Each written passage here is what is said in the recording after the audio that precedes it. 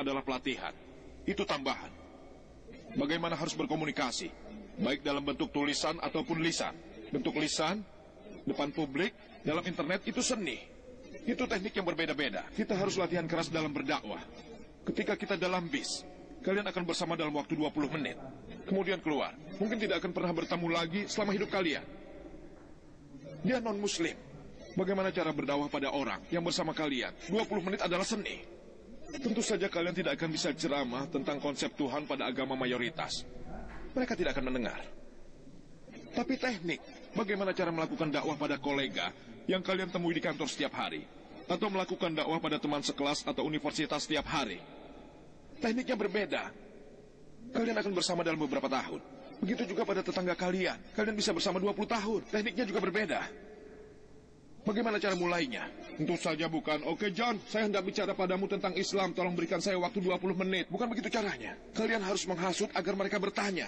Itu tekniknya. Yang harus kalian lakukan tentang semua itu, ada tekniknya. Kalian bisa lihat kaset saya tentang teknik berdakwah. Saya sudah memberikan ceramah tentang bagaimana caranya menghasut orang. Sehingga mereka akan berkata, tolong beri waktu saya setengah jam, saya ingin tahu tentang Islam. Orang yang sama, itu tekniknya. Seperti cara ingin memberikan kami uang agar menampilkan acara kami. Bagaimana cara berbicara di atas panggung, bagaimana jarak mic, cara menggerakkan tangan, memperagakan suara, semua ada tekniknya. Itu ada seninya. Misionaris Kristen, mereka terlatih di Universitas Howard. Kalian tahu, mereka MBA. Berapa banyak MBA yang kita miliki dalam bidang dakwah? Berapa banyak? Berapa banyak? Hanya sedikit yang kita miliki di antara kalian. Alhamdulillah kami memiliki MBA di yayasan kami. Nur Sanurani adalah seorang MBA. Kami punya dokter medis yang menjadi dai penuh waktu selain diri saya. Kami punya orang terlatih yang terbaik di masyarakat. Di umat muslim apa yang kami miliki? Pertama, masukkan sekolah. Jika gagal, baru jadi ulama. Ketika dia tidak berhasil, baru jadi masuk ulama. Padahal kita membutuhkan yang terbaik dari masyarakat untuk mengajarkan Islam, bukan orang yang gagal. Alhamdulillah kita punya ulama terbaik. Karena Allah, bukan karena kita. Kita perlu yang terbaik. Kita ajarkan ilmu pengobatan. Jika dia mampu, berarti dia memiliki tingkatan tertentu. Biarkan seorang laki-laki atau perempuan memasuki bidang dakwah. Saya telah menghabiskan banyak rupiah untuk menjadikan dia dokter. Saya sudah berkorban banyak agar anak saya bisa menghasilkan uang. Macam apa? Saya telah membuatnya menjadi insinyur. Saya mengeluarkan banyak penderitaan. Kenapa sekarang dia harus berdakwah? Jika dia gagal di kelas rendah, kalian mengatakan saya telah berkorban untuk Islam. Munafik! Munafik! Siapa kita ini? Kita memerlukan dan membutuhkan yang terbaik dari umat, bukan yang gagal. Meskipun begitu, alhamdulillah, kita punya sarjana yang hebat yang berasal dari Darul Ulum. Mereka berusaha keras. Kita memang memalukan. Kita perlu orang terlatih. Islam bicara tentang keunggulan mutu, tentang yang terbaik. Kita khairul ummah, kita yang terbaik. Apa yang kita lakukan harus menjadi yang terbaik. Saya pernah berkata, mungkin saja kalian pekerja kecil atau penyapu jalanan, tapi jadilah yang terbaik. Cobalah menjadi unggul. Jika kalian tukang sepatu, jadi tukang sepatu yang baik. Jika pekerjaan itu sah menurut hukum dan halal, pastikan menjadi yang terbaik. Kita memerlukan yang terbaik. Sekarang, media komunikasi berkembang. Seluruh dunia telah menjadi global. Mudah berkomunikasi, dan jika kita muslim, jika kita tidak menyebarkan keyakinan kita, saya merasa kasihan. Saya tidak merasa susah karena Islam. Apakah kalian tahu kenapa? Allah memberikan janji. Dalam Al-Quran, 3 kalimat. Al-Taubah surat ke-9 ayat 33, Al-Sab surat ke-61 ayat 9. Wallazi arsalallahu bil huda wa dinil haq liyuzhirahu 'ala dini kulli walau karihal musyrikun. Allah telah mengirimkan utusannya dengan petunjuk dan kebenaran yang akan memenangkan atas segala-galanya jalan hidup, atas segala agama. Apakah itu komunis, sekuler, ateis, Islam akan menang dari semua itu, mengalahkan semua, menguasai semua. Seberapapun kalian menyembah berhala, seberapa musyrik pun kalian, Allah mengulangi pesannya dalam surat Al-Fat surat ke-48 ayat 28. Wallazi arsalallahu bil huda wa dinil haq liyuzhirahu 'ala dini kulli wa kafa billahi syahida. Allah mengirim utusannya dengan petunjuk dan kebenaran yang akan memenangkan atas segala jalan hidup, atas semua aliran. Apakah itu ateis, komunis, sekuler, agama apapun, Islam akan menang dari semua itu. mengalahkan semua, menguasai semua, cukup Allah sebagai saksinya, dengan atau tanpa kalian maupun saya. Dia tidak sebanding dengan kalian dan saya. Siapa kita? Kita bukanlah apa-apa. Dengan atau tanpa kalian maupun saya, Allah telah berjanji pada din Islamnya, dinul haq, berlaku di seluruh dunia. Allah tidak membutuhkan kalian dan saya. Allah punya caranya. Allah telah memberi kita kesempatan untuk pekerjaan menguntungkan dan ganjaran menguntungkan. Memalukan. Allah tidak butuh kalian dan saya. Allah memberikan kita kesempatan. Segeralah, selagi matahari masih bersinar. Jika kalian mau, surgalah balasannya. Allah tidak butuh kalian dan saya untuk sebarkan agamanya. Dia memberi kita kesempatan untuk memperoleh kebaikan. Al-Quran mengatakan dalam surat An-Nahl surat ke-16 ayat 125. Utu ila sabili rabbika bil hikmah wa mau'izatil hasanah wajadilhum billati hiya ahsan. Serulah manusia kepada jalan Tuhanmu dengan hikmah dan pelajaran yang baik, dan bantahlah mereka dengan cara yang baik. Saya akan mengakhiri dengan kutipan Al-Quran, surat Fussilat, surat ke-41 ayat 33 yang mengatakan, وَمَنْ أَحْسَنُ قَوْلًا مِمَّنْ دَعَا إِلَى اللَّهِ وَعَمِلَ صَالِحًا وَقَالَ إِنَّنِي مِنَ الْمُسْلِمِينَ. Siapakah yang lebih baik perkataannya daripada orang yang menyeru kepada Allah, mengerjakan amal soleh dan berkata, sesungguhnya aku termasuk orang-orang yang berserah diri. Waqrut dahwana walhamdulillahi rabbil alamin. Astagfirullah. Terima kasih Dr. Zakir Naik. Sekarang kita menuju ke bagian kedua dari acara kita, yaitu sesi tanya-jawab. Sebagai tujuan dari sesi tanya-jawab, kita memiliki kertas selipan untuk ditulis dengan pertanyaan. Bila ada di antara kalian yang ingin mengajukan pertanyaan langsung kepada Dr. Zakir Naik, telah disediakan 2 buah mikrofon di auditorium.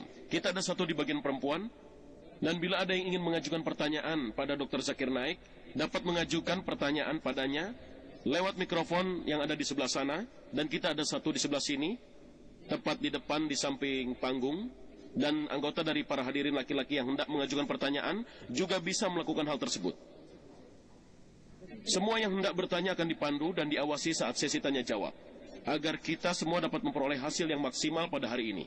1 pertanyaan saja yang akan dibolehkan untuk ditanyakan. Jika Anda memiliki lebih dari 1 pertanyaan, tolong tunggu kembali giliran Anda di akhir antrian supaya ketika giliran Anda datang kembali, Anda dapat melakukan pertanyaan lagi.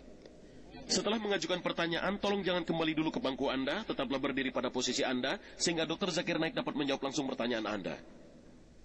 Marilah kita memperoleh pertanyaan kita, sehingga dimohon kita bisa lebih cepat memulainya. Dimohon, silakan pertanyaan yang pertama. Assalamualaikum. Sebagai syarat untuk mempromosikan Islam, apakah boleh untuk menggunakan kutipan dari terjemahan Al-Quran? Dan jika boleh, bagaimana caranya kita tahu terjemahan yang mana yang adalah asli? Pertanyaannya adalah bahwa untuk promosikan Islam memberi pesan dari Islam, dapatkah kita mengutip dari terjemahan Al-Quran? Bagaimana caranya kita tahu itu adalah asli?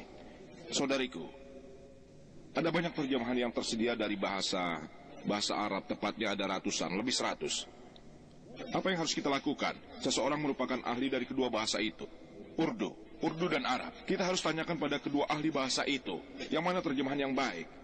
Yang terbaik bagi kita adalah setiap muslim harus tahu bahasa Arab dan bahasa dia sendiri, yang paling bisa. Sehingga dia sendiri yang bisa memutuskan, dia sendiri bisa memperoleh pesan dari Al-Quran secara langsung, kemudian menyebarkannya kepada semua orang. Karena saya tahu 80% dari muslim dunia tidak mengenal bahasa Arab, apa yang harus kita lakukan? Kita harus bertanya pada seorang yang ahli dalam bahasa itu. Misalnya saja ahli dalam bahasa Malaysia, Tamil, Urdu, dan bahasa Arab. Apakah benar atau salah? Orang yang bisa kedua bahasa itu, terjemahan manakah yang benar dan yang salah? Kalian bisa membandingkan terjemahan itu. Jika lebih dari 1, kalian temukan sebagian besar daripada mereka adalah sama. Di beberapa tempat, ada opini yang berbeda. Ketika opini yang berbeda muncul, kalian bisa bertanya pada orang yang mengerti kedua bahasa itu, yang mana yang benar. Dan orang yang tahu tentang hadis dan juga pengetahuan Al-Quran. Sering ahli tafsir Al-Quran juga tahu tentang hadis. Orang yang bisa Al-Quran dan hadis, dia akan menjadi orang yang lebih baik dari kalian, untuk menunjukkan pada kalian terjemahan mana yang baik dan yang tidak. Kita telah menerima selipan kertas dari pertanyaan di sini. Pertanyaan yang pertama yang diajukan pada Dr. Zakir Naik adalah, media selalu mengatakan Muslim sebagai sangat kejam dan juga biadab. Dan salah satu hal ini mereka kutip sangat sering adalah pemotongan hewan. Mengapa Muslim menyembelih hewan dengan menyiksanya, dengan menyakitkan, dan pelan-pelan membunuhnya adalah pertanyaan yang umum dari non-Muslim yang penulis kutip dari media. Bagaimana cara Anda menjawab serangan gencar ini? Pertanyaannya adalah, yang bagus, bahwa media dan non-muslim menggambarkan muslim sebagai orang yang kejam dan tanpa belas kasihan. Pertanyaan muncul, mengapa muslim membunuh hewan? Kita membunuh hewan dengan cara yang khusus, sangat kejam dan menyiksa, membuat mati pelan-pelan dan begitu menyakitkan. Kenapa tidak langsung dengan tembakan atau dengan potong saja? Mereka mengatakan, kita sangat kejam. Perdebatan terjadi antara seorang muslim dan seorang Sikh. Kalian tahu Sikh adalah orang yang datang dari Panjab. Mereka orang yang memakai turban, ikat kepala. Mereka Sikh. Kira-kira ada 2 orang Sikh di India. Seorang muslim dan seorang Sikh sedang berdiskusi.